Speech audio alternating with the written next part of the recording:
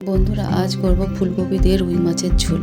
তার জন্য লাগবে একটা গোটা ফুলকপি, 2টো আলু, একটা টমেটো, 3টে পেঁয়াজ, 2টো কাঁচা লঙ্কা, কিছুটা ধনেপাতা ধুয়ে কেটে নিলাম। এবার মাছগুলোতে নুন, হলুদ, লঙ্কা দিয়ে ভালো করে মাখিয়ে নেব। এবার উনুনটা জ্বালিয়ে নিয়েছি, মাছ ভাজার জন্য চাটুটা চাপিয়ে দেবো। এবার চাটুতে তেল দিয়ে দিলাম। তেল গরম হয়ে গেলে মাছগুলো তেলে ছেড়ে দেবো। এবার মাছগুলোকে উল্টে পাল্টে লাল লাল করে ভেজে নেব।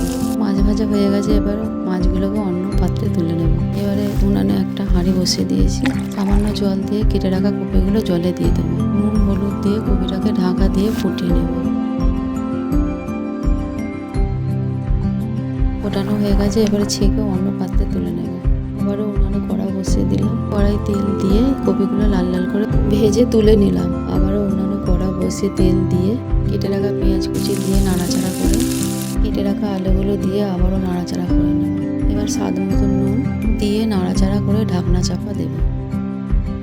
এবার ঢাকনা খুলে আদা রসুনের পেস্ট দিয়ে ভালো করে নাড়াচাড়া করে নেব। এবার লঙ্কা গুঁড়ো, হলুদ গুঁড়ো, জিরে গুঁড়ো দিয়ে ভালো করে কষিয়ে নেব। অল্প পরিমাণে জল দিয়ে ঢাকা দিয়ে রেখে দেব। 2-3 মিনিট পর ঢাকনা খুলে একটু নাড়াচাড়া করে ভেজে রাখা কপিগুলো দিয়ে দেবো। আবারও একটু নাড়াচাড়া করে কেটে রাখা টমেটো, ধনেপাতা দিয়ে ভালো করে কষিয়ে নেব।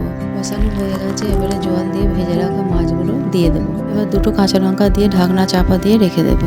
দেখুন কত সুন্দর হয়ে গেছে আমাদের ফুলকপি মাছের ঝোল। এবার অন্য পাত্রে ঢেলে নিয়েছি।